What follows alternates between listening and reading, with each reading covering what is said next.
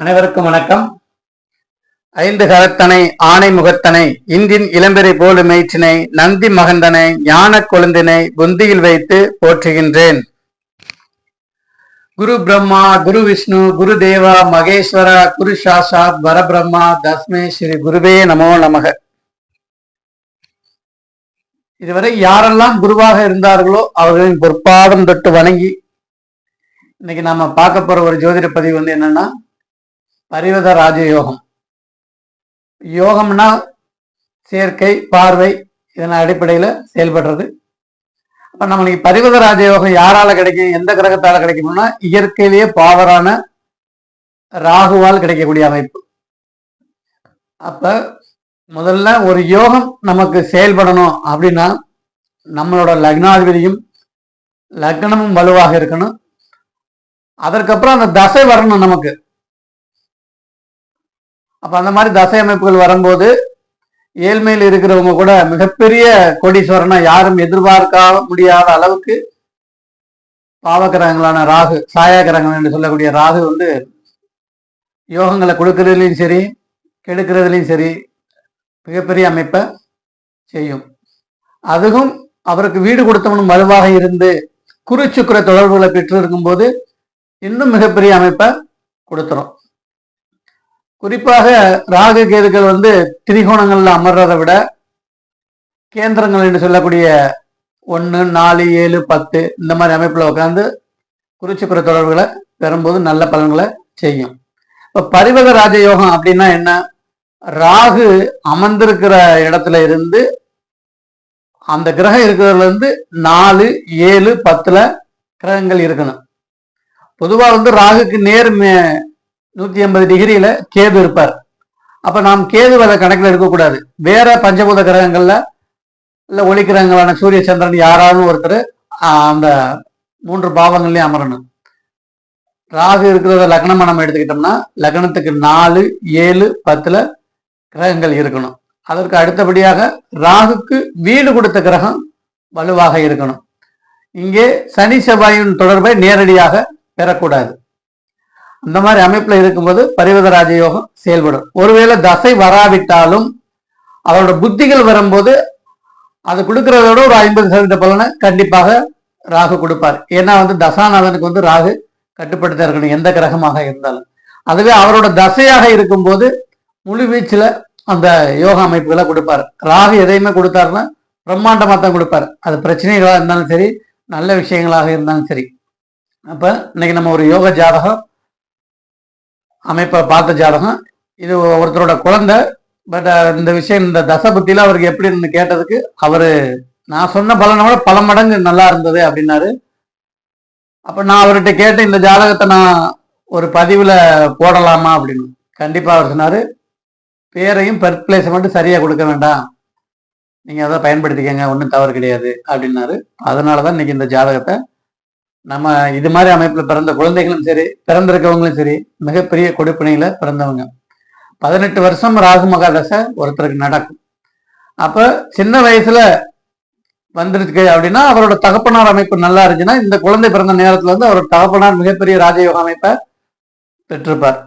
இப்ப நமக்கு பார்க்க போற ஜாதகம் அவரும் ஓரளவுக்கு பிறப்பிலேயே ஓரளவுக்கு ஒரு நடுத்தரமான அமைப்பு தான், காரு பங்களாவோட இருக்கக்கூடிய அமைப்பு தான். பட் அந்த ராகுவின் தசை வந்ததுக்கு அப்புறம் அது பல மடங்கு போகக்கூடிய அமைப்புல கொடுத்திருக்காது. எப்படின்றத இன்னைக்கு பார்க்கலாம்.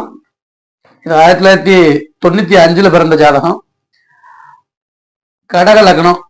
லக்னத்துக்கு 3ல ராகு, 4ல புதன் சுக்கிரன். சுக்கிரன் இங்க 4ஆம் இடத்துல திக்பலத்தோட இருக்கிறாரு. புதன் அதிநட்பு வீட்டுல இருக்கிறாரு. 5ல சூரியன், 6ல செவ்வாய், 9ல சனி, கேது, குரு. இங்க சனி இணைந்து லக்னத்தை 3ஆம் இடத்தை பார்த்தாலும் ராகவ இங்க கேதுவோட இணைஞ்சு சூட்சும வலு, பட் குருவோட அமைஞ்சு நல்ல அமைப்புலையும் சந்திர கேந்திரம் அப்படின்ற அமைப்புலையும் வலுவான அமைப்பு. சந்திரன் 12ல அப்பதான் பௌர்ணமி விட்டு விலகிய அமைப்புல ஒளி பொருந்திய சந்திரன். அப்ப லக்னத்துக்கு குருவின் பார்வை. லக்னாதிபதி சந்திரன் 12ல் மறைந்திருந்தாலும் சந்திரமங்கல யோக அமைப்புல சந்திரன் சுபத்துவமாக வேற எந்த வீடு கொடுத்தவனும் வலுவாக இருக்க சந்திரனும் வலுவாகவே இருக்கிறார். லக்னம் வலுவாக இருக்கு, லக்னாதிபதி வலுவாக இருக்கு. அப்ப இவர் மிருகசீரிஷ நட்சத்திரத்துல பிறந்தவர். 3 வருஷம் 2 மாத காலங்கள் மிருகசீரிஷ நட்சத்திரம் சந்திரதசை, இது செவ்வாதசை இருந்தது. செவ்வாதசை முடிஞ்சதுக்கு அப்புறம் 3 வயதுல இருந்து 21 வயசு வரைக்கும் ராகு தசை நடந்தது. அப்ப ராகுக்கு கேந்திரங்கள் என்று சொல்லக்கூடிய 4ல செவ்வாய், 7ல சனி குரு கேது, 10ல ஒளி பொருந்திய சந்திரன். அப்ப ராகு தசை வரும்போது ராகுக்கு வீடு கொடுத்தவன் எந்த அமைப்புல இருக்கார் அப்படின்னு நம்ம பார்க்கும்போது, ராகுக்கு வீடு கொடுத்த புதன் சுக்கிரனோட இணைஞ்சு வலுவான அமைப்புல இருக்கிறார். வேற எந்த ஒரு பாவத்துவமும் இல்லாம. இப்ப இந்த ராகு தசை இவருக்கு வந்ததுல இருந்து அதற்கப்புறம் 9ஆம் பாவகம் பாவகாதிபதியும் வலுவாக இருந்து சூரியனை குரு பார்த்து, அப்போ 9ஆம் பாவகம் பாவகாதிபதி சூரியனும் வலுவாக இருந்து ஜாதக லக்னம் லக்னாதிபதி வலுவாக இருந்து இப்ப இந்த ராகு தசை இவருக்கு நடப்புல இருக்கும்போது நான் கெஸ் பண்ணது ஒரு 50 கோடி ரூபாய் சம்பாதிச்சிருப்பீங்களா அப்படின்னு. அதுக்கு அவர் சொன்னது அதை விட 3 மடங்கு சம்பாதிச்சிருப்பேன் அப்படின்னு. அப்ப இந்த மாதிரி அமைப்புல பரிவத ராஜயோகம் மிகப்பெரிய அமைப்புல ஒரு ஜாதகரையும் அவர் குடும்பத்தையும் மிகப்பெரிய அமைப்புக்கு கொண்டு வருது. பொதுவாகவே எந்த ராகு கெதுகளுக்கு வீடு கொடுத்தவன் எந்த கிரகம் தசை நடத்தினாலும் அதுக்கு வீடு கொடுத்த கிரகம் நல்ல அமைப்புல இருக்கணும். இப்ப பாத்தீங்கன்னா அதே மாதிரிதான் இந்த அமைப்பு. அதுக்கப்புறம் வரக்கூடிய குருதசையும் அவரை பெருசா கெடுக்கல. கேதுவோட இணைஞ்சு குருவோட கேல யோக அமைப்புல மறுபடியும் மிகப்பெரிய யோகத்தை கொடுக்கக்கூடிய, அடுத்து வரக்கூடிய சனி தசையும் லக்னத்துக்கு ஆகாத தசையாக இருந்தாலும் குருவோட இணைஞ்சு மிகப்பெரிய சந்திர கேந்திரம் அப்படின்ற அமைப்புல அடுத்தடுத்து வரக்கூடிய தசைகள் எல்லாமே யோக தசை. அப்ப இந்த மாதிரி இதுவரைக்கும் இந்த பரிவதராஜ யோக ஜாதகம் நான் கிட்டத்தட்ட ஒரு என்னோட அனுபவத்துல ஒரு 3000-3500 ஜாதகம் பார்த்திருப்பேன்.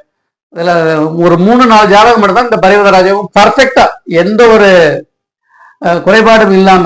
சில ஜாதகங்கள் இந்த அமைப்புகள் இருக்கும், லக்னம் கெட்டு போயிருக்கும், லக்னாதிபதி கெட்டு போயிருப்பாரு, இல்லைன்னா சனி செவ்வாயோட தொடர்பு இருக்கும். இந்த மாதிரி அமைப்புல அந்த யோகங்கள் சிறப்பா இல்லாம போயிடும். சில நேரங்கள்ல அந்த யோகங்கள் இருந்து அந்த தசை வராம போயிடும். அப்ப இந்த மாதிரி பரிவத ராஜயோக அமைப்புகள் ஒரு குழந்தைக்கோ ஒரு குடும்பத்தில் உள்ளவருக்கு இருந்துச்சுன்னா அந்த ஜாதகர் மிகப்பெரிய அமைப்புக்கு போயிடுவாங்க. இது மாதிரி எல்லாருக்கும் கிடைக்கணும்னு வாழ்த்துக்கள் சொல்லி, வாழ்க ஜோதிடம், வளர்க ஜோதிடர் ஒற்றுமை.